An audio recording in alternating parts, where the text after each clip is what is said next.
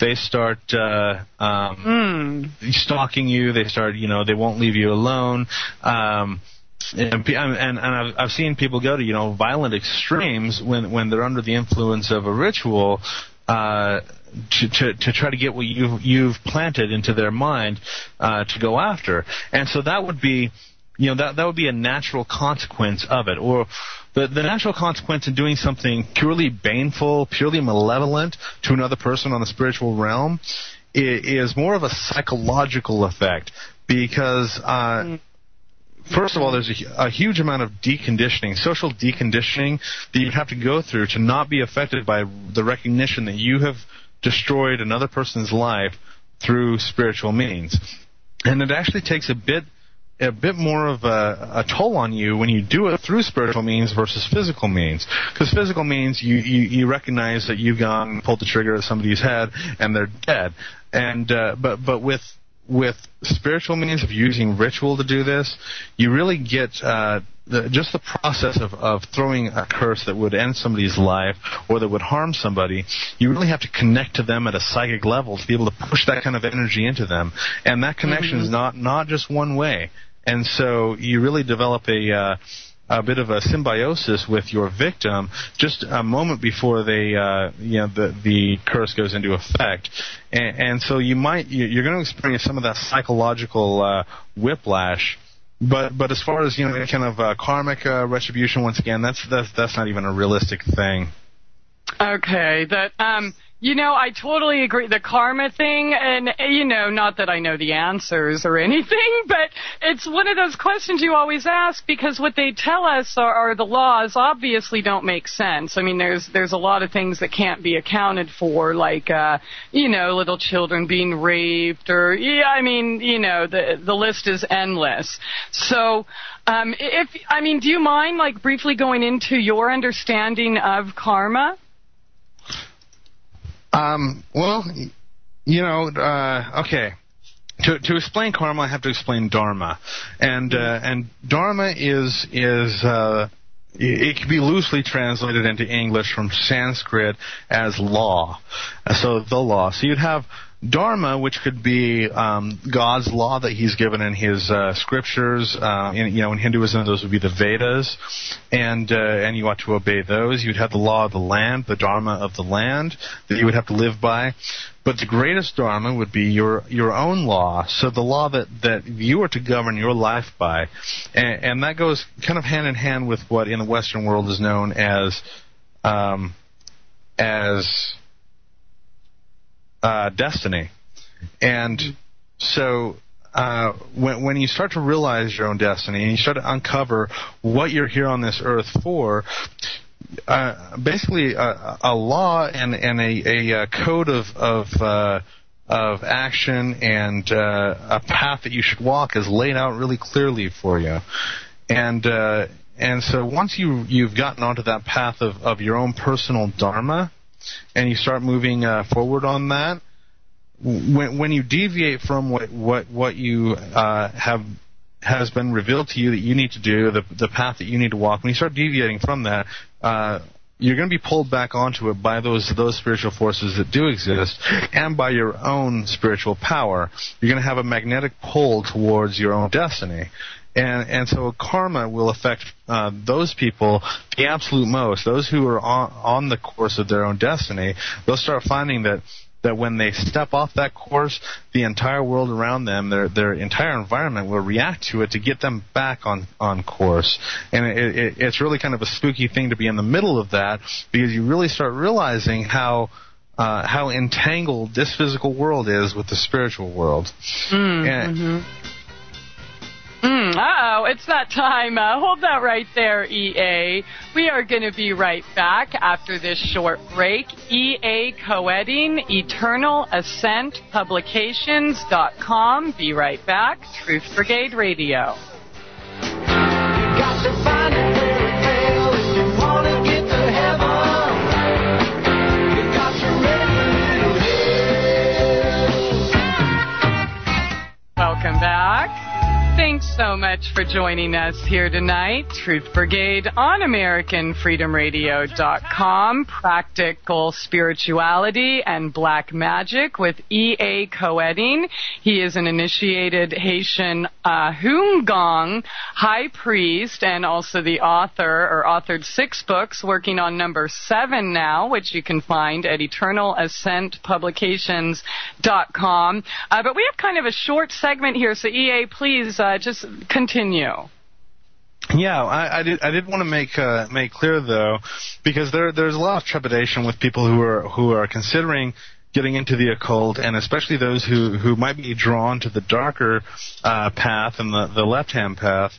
And the main danger there, the biggest warning that I'd have to get is that you become like unto that which you surround yourself with. So, if you're hanging out with people who are doing things that you might not agree with, you're probably eventually going to start doing those same things. Or if your friends talk a certain way, use certain language, if they engage in certain activities, you're eventually going to find yourself going there as well. And that's very, very evident when you're associating with spiritual beings who actually connect to you on a psychic level. And so you'll find yourself becoming more angelic or more demonic, or depending on the spirit you're working with, you're going to start taking on their attributes and becoming more like them, where your mind really starts to go to possibly some very, very dark places, and you start viewing life and existence as a whole in a completely different way. And so that's something that people might need to be aware of if they're going to start getting into the occult arts at all, that you're going to be opening yourself up to a lot of influences, which is okay. You just need to make sure that you are not inviting into your sphere of sensation anything that you don't want to really be in contact with. Okay, well, very, very good advice. Let me ask you this. Someone asked in a text chat in reference to magic, the question was, can one use photographs to make magic? And I guess I can expand upon that. Let me just ask you this.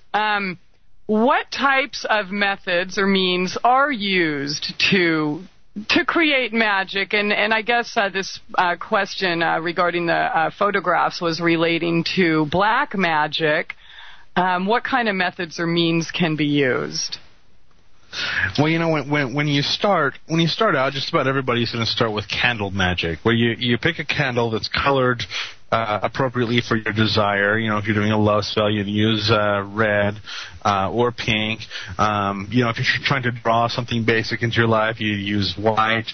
Green could be for success or for health. Blue could be for insight and knowledge.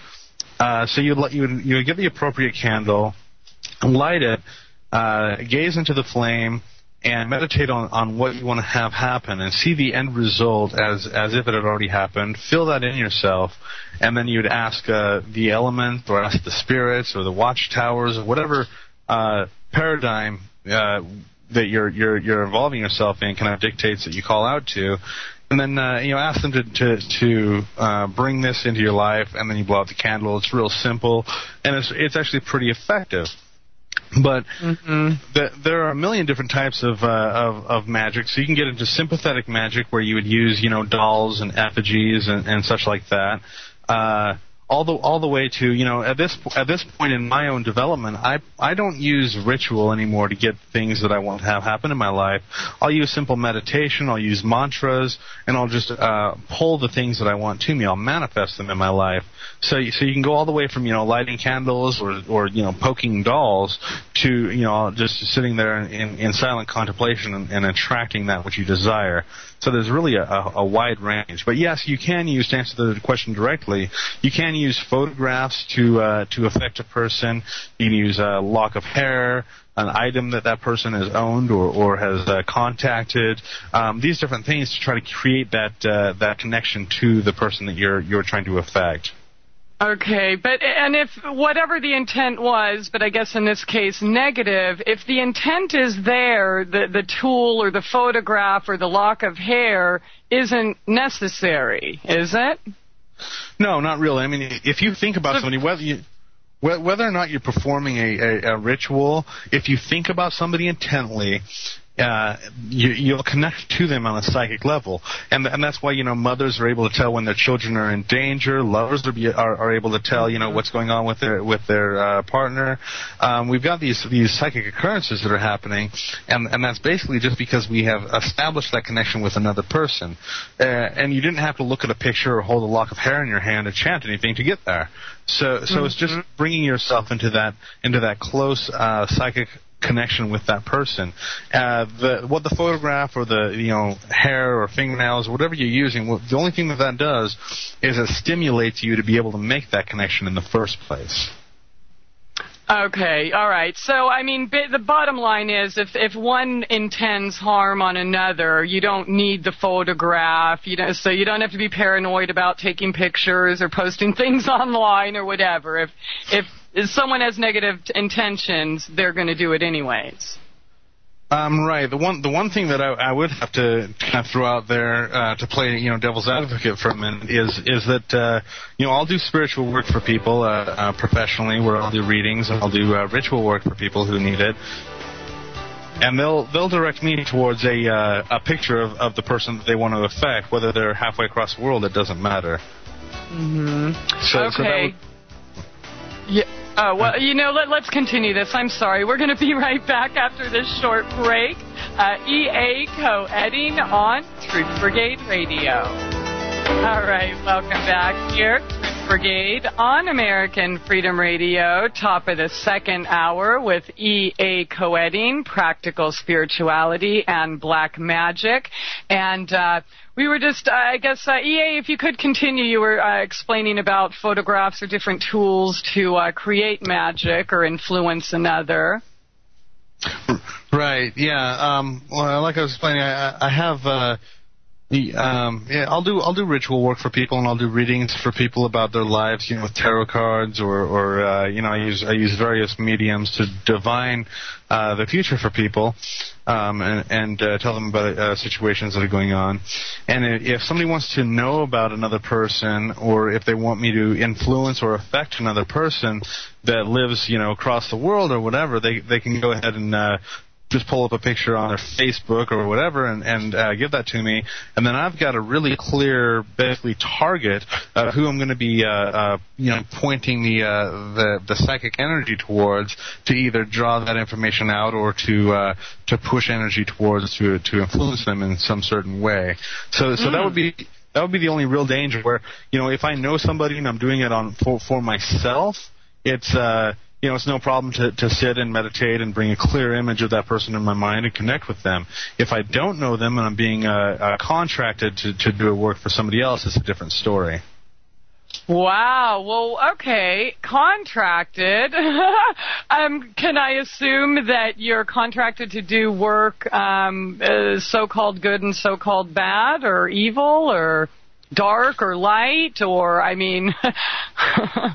both sides of the fence? Well, just whatever. The reason that I really started doing ritual work for people, I read tarot professionally for about a year, and I stopped doing that for a while, and I would give people advice on how to put together rituals. Right? I'd custom write rituals for people just cause. But lately it's really gotten to the point where I've had so many people request that I help them with circumstances in their lives that I consulted with a few people that I work with spiritually, and they basically said, look, you need to get yourself together with to form an actual organization where you're going to be doing work for people.